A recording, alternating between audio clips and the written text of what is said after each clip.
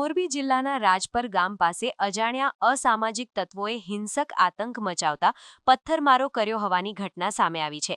આ ઓચિંતા હુમલામાં માર્ગ પરથી પસાર થઈ રહેલા અંદાજે 6 થી 7 વાહનોના કાચ ફૂટી ગયા હતા, જેના કારણે વાહન ચાલકોમાં ભારે ભય અને નાસભાગનો માહોલ સર્જાયો હતો. બનાવની જાણ થતાં જ મોરબી તાલુકા પોલીસનો મોટો કાફલો ઘટના સ્થળે દોડી ગયો હતો અને પરિસ્થિતિ પર કાબૂ મેળવી સુરક્ષા બંદોબસ્ત તૈનાત કરી દીધો હતો. પ્રાપ્ત વિગતો અનુસાર રાજપર ગામના પાદરે અંધારાનો લાભ લઈને છુપાયેલા શખ્સોએ એકાએક ખાનગી અને કમર્શિયલ વાહનોને નિશાન બનાવ્યા હતા. આ હુમલા પાછળનો હેતુ લૂંટનો હતો કે કોઈ અન્ય અદાવત, તે દિશામાં પોલીસ હાલ તપાસ કરી રહી છે. સદનસીબે પથ્થરમારાની આ ઘટનામાં કોઈ ગંભીર જાનહાનિ થઈ નથી, પરંતુ વાહન ચાલકોને મોટી આર્થિક નુકસાની વેઠવાનો વારો આવ્યો છે.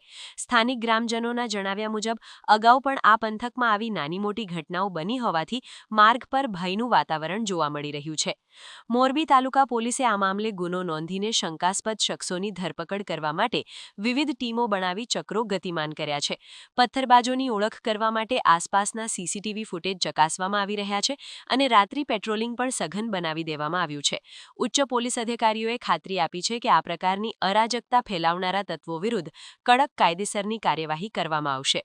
આ ઘટનાને પગલે રાજપર પંથકમાં ચકચાર મચી ગઈ છે અને માર્ગ પરથી પસાર થતા લોકોની સુરક્ષાને લઈને પ્રશ્નો ઊભા થયા છે.